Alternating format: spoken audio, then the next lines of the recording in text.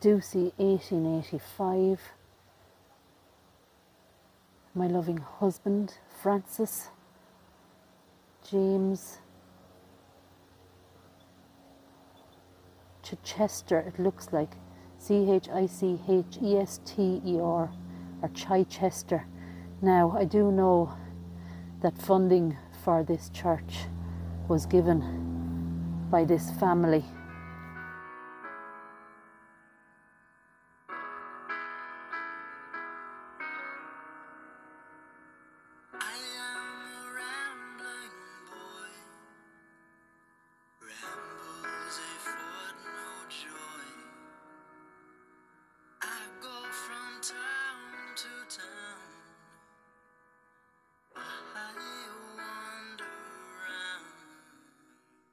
Hi guys, so today we're in All Saints Church of Ireland here.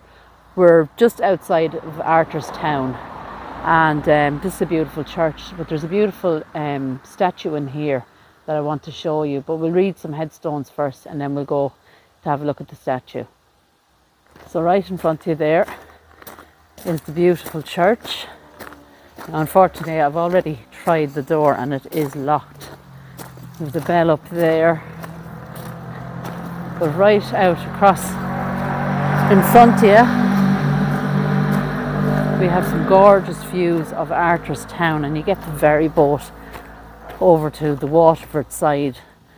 Absolutely stunning views. I'm not sure you're going to see it very well there. Way out there, beautiful ocean scenery. And this is actually a gorgeous little church here, and what a day to take a little walk in this beautiful cemetery. Now just here we have Dermot Richard Claude, the 7th Marquis of Donegal, Donegal, April 1916 to April 2007. So the Easter Rising actually started April 1916 when Dermot was born. The Most Honourable Dermot Richard Claude Chichester, 7th Marquess of Donegal, known as the Honourable Dermot Chichester from 1924 to 1953 and as Baron Templemore from 1953 to 1975.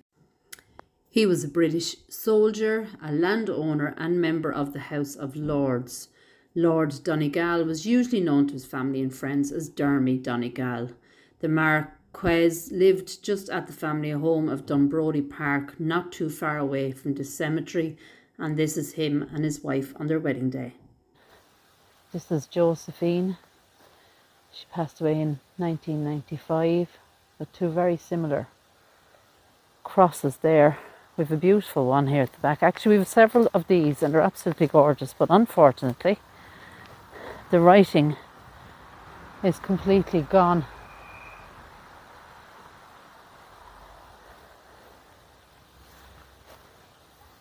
And we've also got a number of these scrolls. This is for James Matthew, who died in 1963, or possibly that's his wife that died in 1963.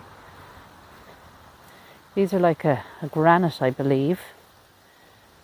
This looks like 1964 there. Robert, it looks like, but once again, you can just see there that the writing has not held up.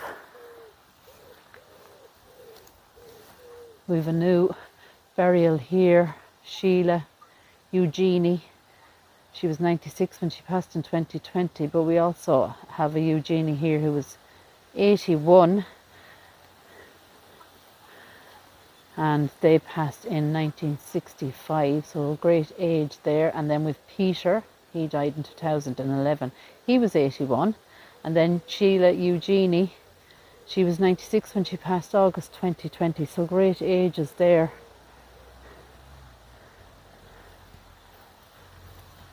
Another scroll there, unfortunately, once again, no writing. This is a memory of Mabel Bessie Stenner, who died in 1975, and she was 85 when she died.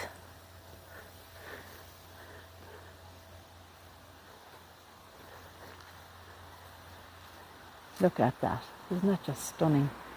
What a beautiful building.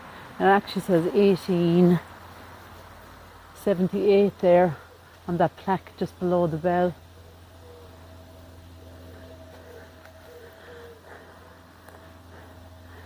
We have the wards here: Isabella, 1957, Frederick, 1960, Beryl, 1961, aged just 5 for Beryl, just a little baby, God rest her.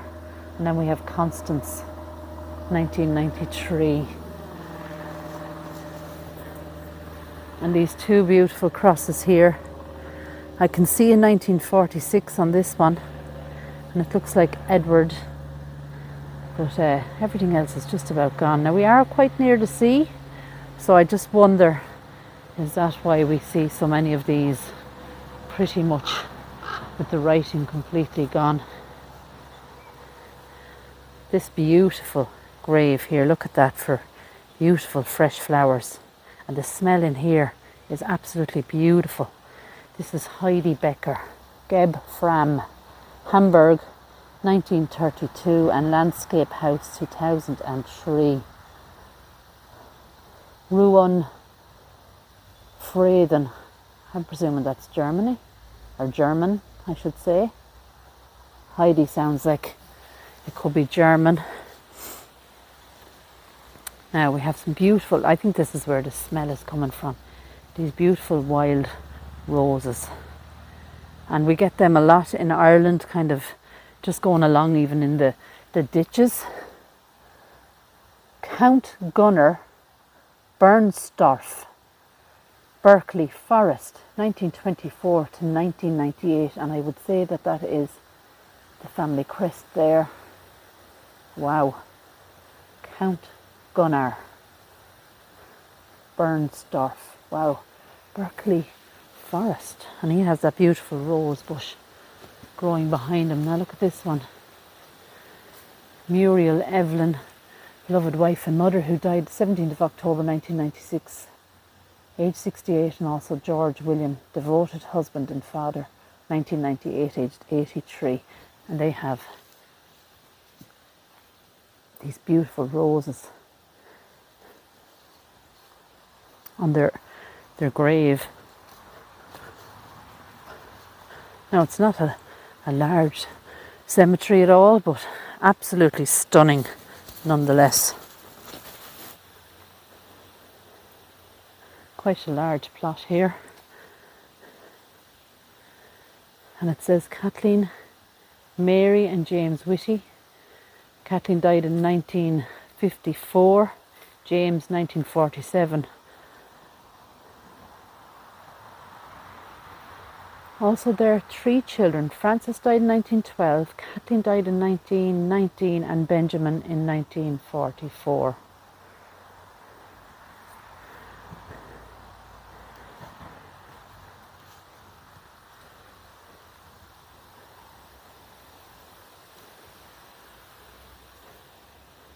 This is a beautiful one here. Not sure we'll get to read it. Very hard to read that. Looks like James there. A little cross then beside it.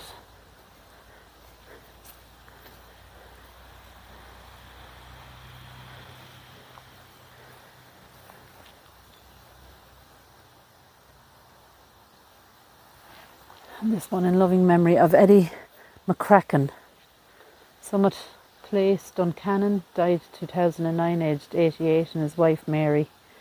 The Voice of Ireland, 2015, aged 84.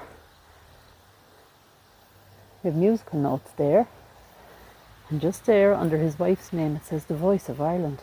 Wow. Little angel there at the end of the headstone as well.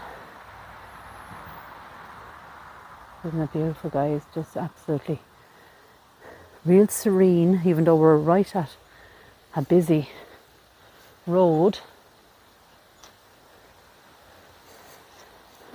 We have this large plot in loving memory of Hercules Edward Harry Jacob, 1968, age 71, and his wife Mary Emily Polly, 2001, age 97. Just wrote there. Florence Charlotte wrote on that headstone, dearly loved daughter of William and Emily Ward. She was only 8 when she passed in 1914. And also their son William, and he was only 21 in 1936, and their mother then Emily, 1952, age 71, and then William, 1964, age 91.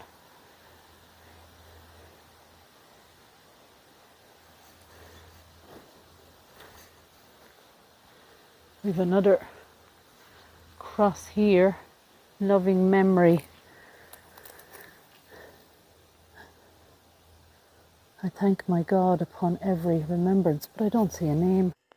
So this is Major Gerald Edwin Hamilton Barrett Hamilton, 1871 to 1914, and he was a notable British-Irish natural historian, co-author with M.A.C. Hinton of A History of British Mammals, which remained the most thorough, accurate and scientific publication on British mammals until the 1950s. He was born in India of Irish parents who returned and settled in Kilmarnock in County Wexford when the boy was 3 years old. He was educated at Harrow and Trinity College, Cambridge. Now, he also held a commission in the 5th Battalion of the Royal Irish Rifles, where he was appointed captain. Following the outbreak of the Second Boer War, he was appointed instructor of the musketry. It just goes on and on. He was actually High Sheriff of Wexford in 1904 and later worked in the Natural History Museum, London, and he worked on various government investigations. He married Maud Charlotte Eland of Ireland, and they had 6 children. His contribution to natural history was enormous. He was a valued contributor to the Irish Naturalist Journal. His papers and correspondence are held in the University of Manitoba. He died on the 17th of January 1914 of pneumonia following a heart attack on St. Georgia Island whilst leading a British government investigation into whale and seal fisheries. Oh, look at this one. This is gorgeous. Beautiful cross. Look at that. Wow, the detail on it.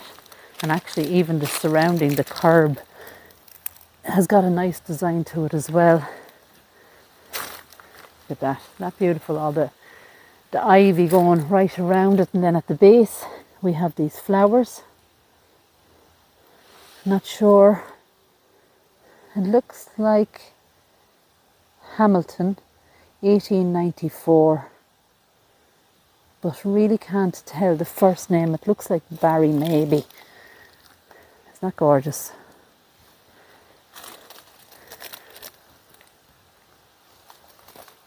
Might pick that up and edit.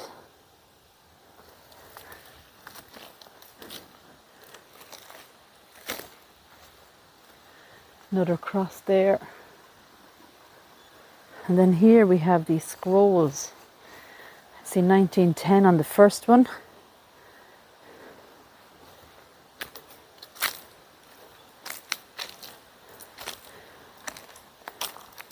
$1920 on that one.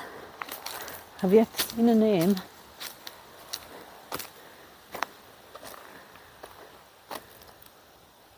I'm not 100% sure, maybe 1940. And this one is 1914. But can't see a name either.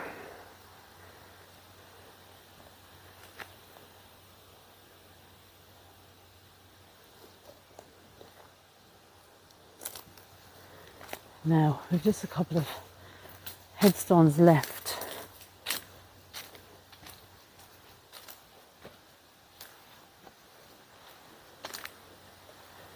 Loving memory of my dear wife. I think that's Maria Young. Quite hard to read against the sunlight. Looks like 1887.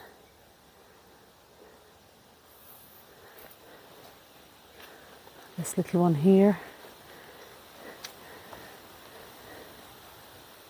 John Charles Young, 1880 something. And this one I've noticed. The side of the curb in loving memory of Oliver Warner, Darling rector. It's obviously the rector in this church at some stage. Another cross.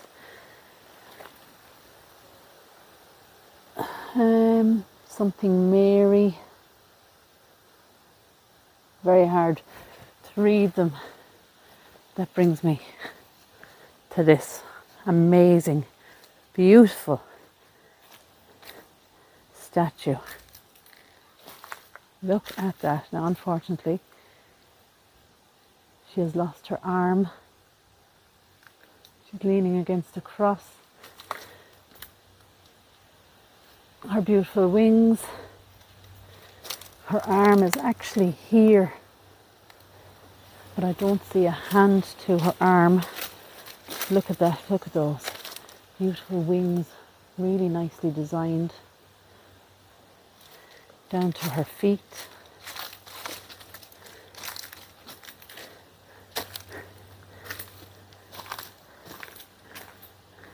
Then we'll take a close look. This cross. Look at her face. Her robes. Those flowers, look at that. Look at the detail of her hand. It almost looks real. Absolutely beautiful. We have a flower then.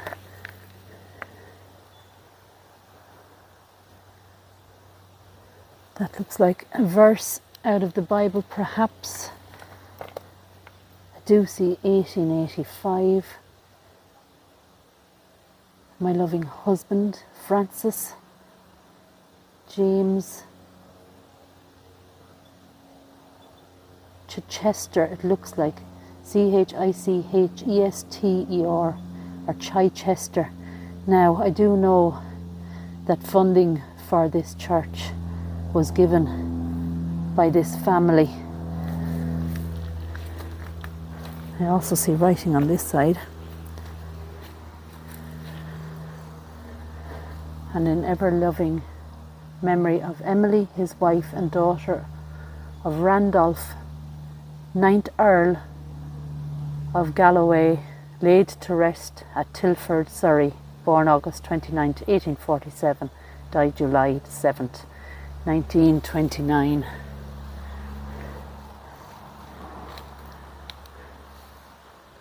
But she is beautiful.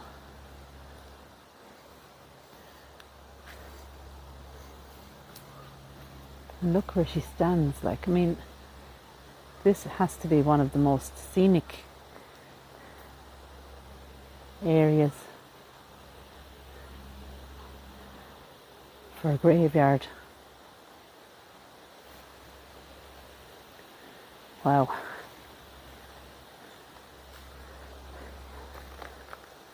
Well worth the stop to come in and see such a beautiful statue. And I mean, the area is stunning. We have beautiful headstones in here. And then this fantastic Church of Ireland. Now, look what I have spotted. And I'm not going to get too close. I don't know whether the camera will show you. We have a beehive there. So yeah, we won't be getting too close to that. They're flying around me.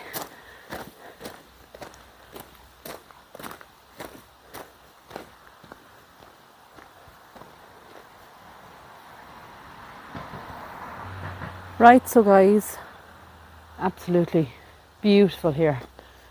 The smell in the air, if we had smell-o-vision, it's from the roses. It's absolutely gorgeous.